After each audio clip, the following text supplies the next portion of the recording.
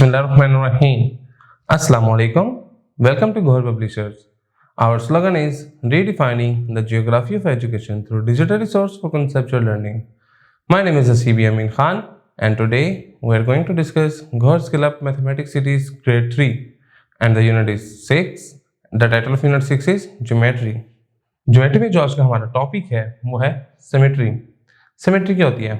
In mathematics math के अंदर symmetry means that one shape is identical to the other shape when it's moved, rotate or flipped.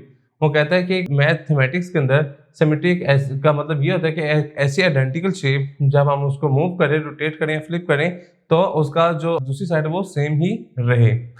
A shape is said to be symmetric. किसी shape को हम symmetric तब कह सकते हैं if it can be divided into two more identical pieces which are placed in an organized way.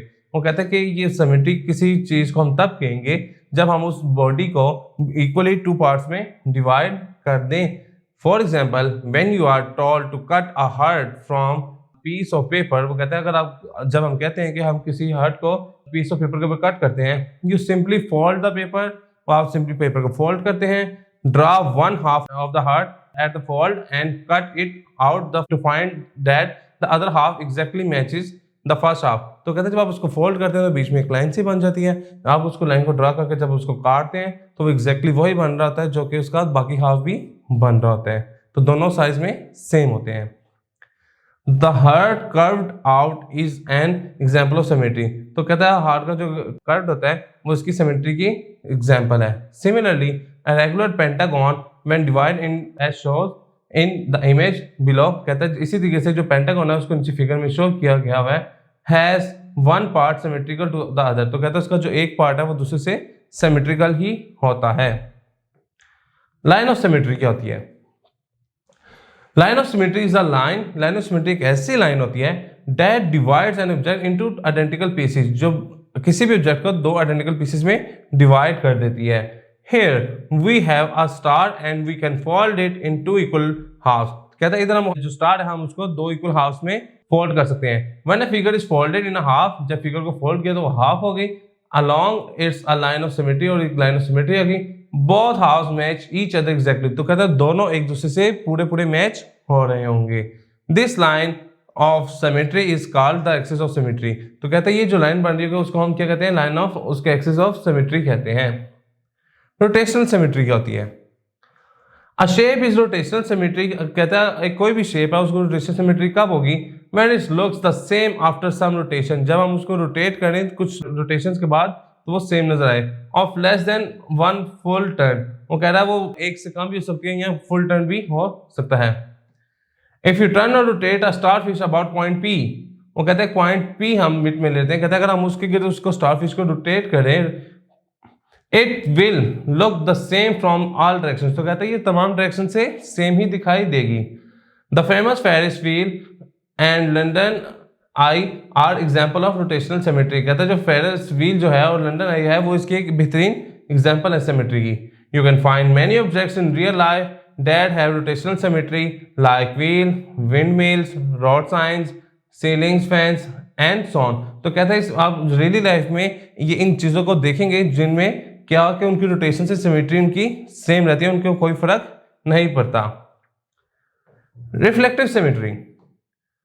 Reflective symmetry क्या होती है? Reflective symmetry also called mirror symmetry. कहता है रिफ्लेक्टिव सिमेट्री होती है वो उसको हम मिरर सिमेट्री भी कहते हैं. Is a type of symmetry. ये सिमेट्री की एक ऐसी टाइप है where one half of an object reflects the another half of object. कहता है जिसमें एक हाफ ऑफ ऑब्जेक्ट है वो रिफ्लेक्ट कर रहा होता है दूसरे हाफ ऑफ ऑब्जेक्ट को. फॉर एग्जाम्पल इन जर्नल, कहते हैं एक आम सी मिसाल है, human faces are identical on the left and right side. तो कहता है जो इंसान का चेहरा है वो उसका लेफ्ट और राइट आपस में क्या होते हैं? आइडेंटिकल होते हैं. Translation symmetry. ट्रांसलेशनल सिमेट्री क्या होती है? वो कह रहा है if an object is move from one position to another. कहता है एक ऑब्जेक्ट को एक पोजिशन से दूसरी पोजिशन पे जब हम मूव करेंगे with the same orientation in the forward and backward motion, same orientation के साथ चाहे वो आगे मूव कर रहे हो या पीछे मूव कर रहे हो, it is called transitional symmetry. इसको हम क्या कहेंगे? ट्रांजिशनल सिमेट्री कहते हैं. इन अदर वर्ड्स, दूसरे अल्फाज में transitional symmetry is defined as, transitional symmetry को इस तरीके से भी डिफाइन किया जा सकता है the sliding of an object about an x, कहता है किसी जो कि ऑब्जेक्ट जो है उसको स्लाइड करना किसी भी एक्सिस के उसके about. For example the following figure where the shape is moved forward, कहता है देखें इसमें जो है वो शेप क्या है फॉरवर्ड आगे मूव करिए, and backward in the same orientation, और बैकवर्ड भी इसी ओरिएंटेशन में करिए by keeping the fixed axis, लेकिन इसके एक्सिस इसमें क्या है फिक्स है। डिपिक्ट्स ट्रांसलेशनल सिमेट्री, तो ये किसको डिपिक्ट कर रही है ट्रांसलेशनल सिमेट्री को। तो translational simply means moving, translation का सिंपल जो मतलब है उसका मतलब क्या है मूव करना। एक्सरसाइज 6.5 में मूव करते हैं, उसमें कह रहा है क्वेश्चन नंबर 1 में can you find a line of symmetry in each of the following figure, कि हमने वो कह रहा है क्या फाइंड कर सकते हैं line of symmetry her figure में। तो देखें लाइन ऑफ सिमेट्री इसकी क्या होगी, ये होगी इसकी लाइन ऑफ सिमेट्री, ये भी हो सकती है ये भी हो सकती है, क्योंकि इसको दो हिस्सों में डिवाइड करेंगे हो जाएगा, इसकी ये भी हो सकती है।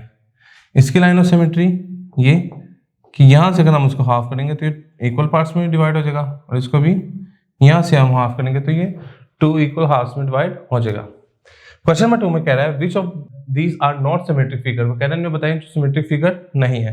तो सिमेट्री कहता है कि हम किसी चीज को डिवाइड करें वो इक्वल पार्ट में डिवाइड हो रहा हो, तो ये देखें ये इक्वल पार्ट में डिवाइड नहीं हो रहा, एक तो ये है और ये भी इक्वल पार्ट में डिवाइड नहीं हो रहा, ये है, ये दोनों इक्वल पार्ट्स में डिवाइड हो रहे हैं, तो ये सिमेट्रिक है। क्वेश्चन नंबर 3 में मूव करते हैं। क्वेश्चन नंबर 3 में कह रहा है the rectangle shapes to a new position, कहते हैं जो रेक्टेंगल शेप का है इसको न्यू पोजीशन पे हमने करना है। Which of the following could be the new position of the rectangle, वो कहता है बताएं कौन सा है जो इसमें न्यू शेप हो सकता है। तो देखें ये तो इस शेप का है नहीं, ये तो नहीं हो सकता, ये इस शेप का ये इधर हो सकता है, इट मीन्स ये हमारा है, ये भी उस शेप का नहीं, ये डिफरेंट है, और ये भी देखें ये इससे डिफरेंट है, इसमें नहीं हो सकता। क्वेश्चन नंबर 4 पे मूव करते हैं। The triangle slides to a new position, triangle को न्यू पोजीशन में स्लाइड करना है हमने। Which of the following could be the new position of the triangle, तो कहता है बताएं ट्रायंगल में कौन सी न्यू पोजीशन हो सकती है। ये देखें ये भी इसमें आपस में मिल रहा है, इसको हम यहाँ प्लेस नहीं कर सकते, इसको ये भी दो अलग अलग डायरेक्शन में जा रहा है, तो इसमें हमारा क्या करेक्ट आंसर होगा, ये आंसर होगा। ये देखें ये इसको एग्जैक्ट उसी लोकेशन में हमारे न्यू पोजीशन दे रहा है, और ये उससे ऑपोजिट डायरेक्शन में जा रहा, तो ये भी नहीं होगा। जी सर, तो आज का लेक्चर हमारा यहाँ पर मुकम्मल होता है। इंशाल्लाह नेक्स्ट लेक्चर में मुलाकात होगी। गौहर पब्लिशर ज्वाइन करने का शुक्रिया। अल्लाह हाफिज़।